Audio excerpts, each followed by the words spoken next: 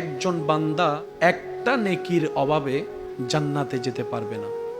তখন আল্লাহ তাআলা সেই বান্দাকে বলবে, তোর তো একটা নেকি দরকার জান্নাতে যাওয়ার জন্য, যা আমি আল্লাহ তোকে অনুমতি দিলাম।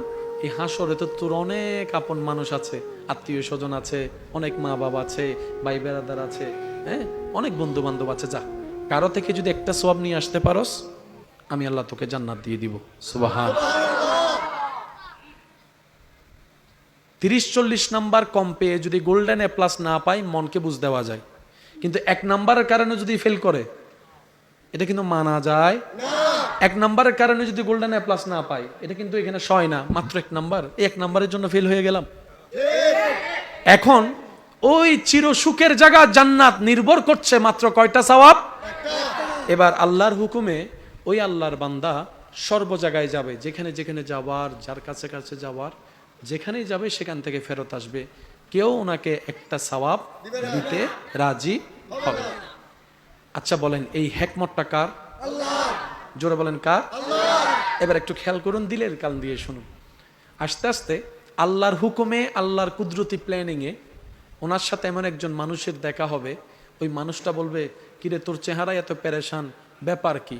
তখন উনি ওনার কষ্টগুলা বলবে, দুনিয়াতে কতজনের জন্য কত কিছু করলাম, নিজে না খেয়ে সবাইরে খাওয়াইলাম, বিদেশের মাটিতে রোদের গরম সহ্য করে করে টাকা কামাইয়ে দেশে পাঠাইছি, নিজে বন খেয়ে পেট ভরিয়েছি পরিবারকে পোলাও রোজ বিরিয়ানি খাওয়ানোর জন্য, নিজে রাস্তায় শুয়ে ঘুমিয়েছি পরিবারকে 4তলা বিল্ডিংয়ে ঘুম পাড়ানোর জন্য।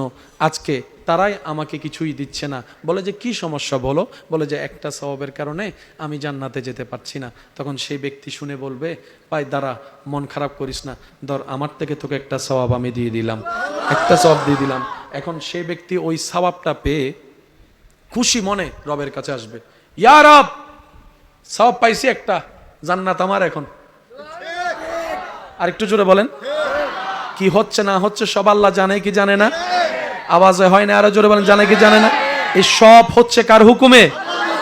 এবার আল্লাহ তাআলা বলবে, এই হাসরের কঠিন দিনে যেখানে সবাই নফসি নফসি করে নিজেকে বাঁচানোর জন্য, তোরে সওয়াব দিছে কে? তারে ডাক। এবার সেই ব্যক্তিটাও রবের দরবারে আসবে। আসার পর আল্লাহ তাআলা জিজ্ঞেস করবে, তুই বলে তার একটা সওয়াব দিয়েছস? সে বলবে যে আল্লাহ, আল্লাহ দিয়েছি তো সওয়াব। রব বলে যে দয়াবান আমি না? সুবহানাল্লাহ, আরো জোরে সুবহানাল্লাহ। দয়াবান তো আমি আল্লাহ, এই হাসরে কেউ কাউকে দেয় না, তুই দিলি কেন? তখন সে বান্দা বলবে, আল্লাহ আমার সারা জীবনে আছেই মাত্র একটা সওয়াব। আরো জোরে, আমার সারা জীবনে আছেই মাত্র একটা সওয়াব। এটা থাকলেও কি না থাকলেও কি, তা আমি তো জান্নাতে যেতে পারবো না এক সওয়াব দিয়ে। অন্তত তোমার একটা বান্দা যদি একটা সওয়াব দিয়ে জান্নাতে যেতে পারে, আমি জাহান্নামে গিয়ে অন্তত মনকে এতটুকু সান্ত্বনা দিব যে শেষ বেলায় এসেও কারো একটা উপকার করতে পেরেছি, কারো চোখের পানি মুছে মুখে হাসি ফুটাতে পেরেছি, কারো আনন্দের কারণ তো হতে পেরেছি, আল্লাহর সৃষ্টির কিছুটা সেবা হয়তো আমি করতে পেরেছি। একটা সওয়াব তো আমার কোনো উপকার আসবে না, কিন্তু তোমার এই বান্দা আমার এই ভাইয়ের তো উপকারে আসবে, সেজন্য আমি আল্লাহ তাকে দিয়ে দিয়েছি।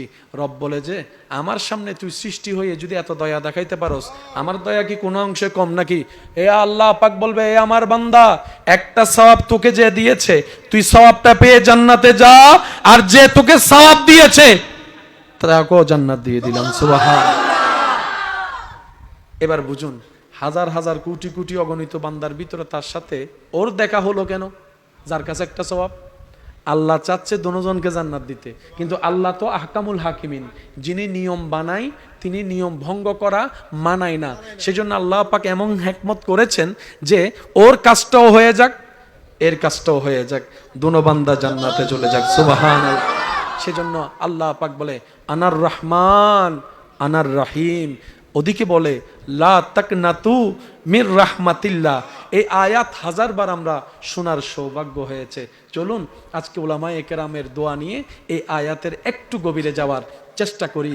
রব বলছে লা তাকনাতু মির রাহমাতিল্লাহ, হে আমার বান্দারা কখনোই নিরাশ হইও না। আল্লাহ কি থেকে নিরাশ হব না? কোত্থেকে নিরাশ হব না? রব বলে মির রাহমাতিল্লাহ, আমি আল্লাহর রহমত থেকে শয়নে স্বপনে 24টা ঘন্টায় কখনো নিরাশ হইও না। এমনকি তোমার সামনে যদি আগুনও চলে আসে তখনও নিরাশ হইও না, কখনোই নিরাশ হইও না। দন্ত নর পরে রশ্মি, কখনোই নিরাশ হইও না। বলছেন কে? কাদেরকে? আমাদেরকে। বলেন কাদেরকে? আমাদেরকে বলছেন আল্লাহ, কখনোই তোমরা আমার রহমত থেকে নিরাশ হইও। এই কখনোই কখন? দুনিয়াতে, ছোটবেলায়, বড় বেলায়, মাঝ বেলায়, যৌবন বেলায়, বিয়ের আগে, বিয়ের পরে, চাকরির আগে, চাকরির পরে, সন্তান হওয়ার আগে, সন্তান হওয়ার পরে। দাড়ি সাদা হয়ে গেল, নিরাশ হইস না বান্দা, আমার রহমত আছে, আমার রহমত আছে, আমার রহমত আছে। তুই যদি সেই বিশ্বাসটা অন্তরে নিয়ে, অন্তরে থাকা অবস্থায় মৃত্যুবরণ করতে পারস, আমি আল্লাহ তোকে কবরও নিরাশ করব না, হাসরও নিরাশ করব না। যদি তোর গুনাহে আটকাই ফেলে, আমার নবীকে সুপারিশের অনুমতি আমি আল্লাহ দিয়ে রেখেছি। আমার নবী সুপারিশ করবে, আমি তোদেরকে জান্নাতি রাস্তা দেখাই দিব। সুবহানাল্লাহ। আমাদের শুধু একটাই কাজ। বাবা বাবা কথা বলেন না প্লিজ, আমরা আর বেশিক্ষণ আপনাদেরকে কষ্ট দিব না, আর মাত্র কয়েক মিনিট। একটু খেয়াল করি, একটু খেয়াল করি। এই যে সবাই নীরব, দেখতে সুন্দর লাগতেছে না? নিজের থেকে কত ভালো লাগছে, ঠিক না? একটু বলি মারহাবা। আমাদের শুধু একটাই কাজ, আল্লাহর সাথে কানেকশন মজবুত করা। তো বান্দা চাচ্ছে আল্লাহর সাথে কানেকশন রাখতে, আল্লাহকে চিনতে হবে না? আল্লাহকে চিনতে হবে তো, নাহলে কানেকশনটা কিভাবে রাখবো?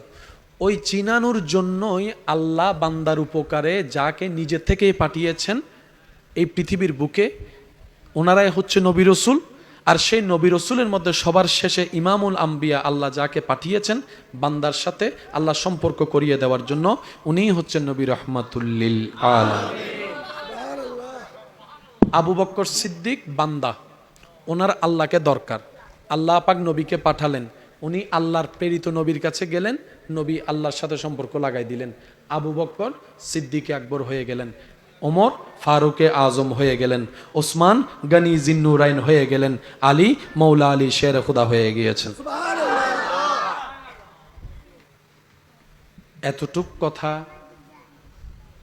এতটুক কথা যারা বুঝতে পেরেছি তারা একবার বলি মারহাবা। তাহলে নামাজ কাদের পড়া দরকার? নামাজ কাদের পড়া দরকার? যারা আল্লাহর সাথে কানেকশন রাখতে চায় তারা পড়ব। আর কেউ যদি বলি যে না আমার আল্লাহর সাথে কানেকশন রাখার দরকার নাই, তাহলে এটা আপনার ব্যক্তিগত ব্যাপার। কারণ জোর করে আর যাই হোক প্রেম হয় না, আর রব জোরাজোরি পছন্দ করে না। রব চাই আমার বান্দা আমার কাছে আসুক, নিজের মন থেকে আসুক, আমার বান্দা আমাকে ডাকুক, খুশি মনেই আমাকে ডাকুক। আমি আল্লাহ আমার বান্দার উপর যদি জোর করে ইবাদত করাতাম, ফজরের নামাজ না পড়লে ফেরেশতা দিয়ে পিটাই পিটাই ঘুম থেকে তুলে আমি নামাজ পড়াতাম।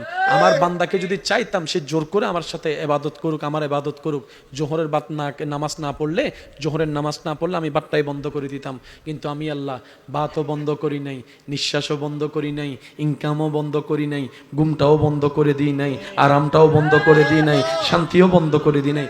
বান্দা আমি জোর করব না, আমি আল্লাহ আছি তাকিয়ে।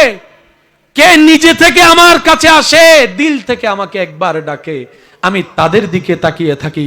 তবে বান্দা এতটুক মনে রাখিও, তুমি যদি অন্তর থেকে আমি রবের দিকে 1 কদম আসো, আমি আল্লাহ খুশি হয়ে 10 কদম তোমার দিকে এগিয়ে যাবো। সুবহানাল্লাহ।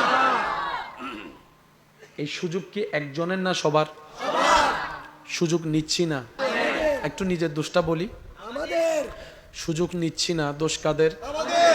সুযোগ কাজে লাগাতে পারছি না, দোষ কাদের? ব্যর্থতা কাদের? সেজন্য অশান্তিও আমাদের। আমাদের শুধু একটাই কাজ, যেমনি হোক যে কোনো কৌশলে রহমতের ছায়াতলে নিজেকে রাখার চেষ্টা করা, আর কোনো কাজ নেই আমাদের। আমরা যা চাচ্ছি তার চাইতে বেশি আল্লাহ আমাদেরকে দিয়েছেন। এই পর্যন্ত আমি, আপনি, আমরা সত্যি করে বলেন যা পাইছি, এগুলা কি নিজের যোগ্যতা, কর্ম দিয়ে পেয়েছি নাকি আল্লাহর দয়ায়? আমরা যা পেয়েছি, আমাদের যা আছে, একটাও আমাদের অর্জন নয়, সবকিছুই হচ্ছে রব্বুল আলামিনের দয়া। আর দয়া পাইলে শুকরিয়া করতে হয়, বুক ফুলাই কথা বলার অধিকার নাই। সেজন্যই তো রব বলে, তুই যে অহংকার করিস, তোর আছে কি বান্দা?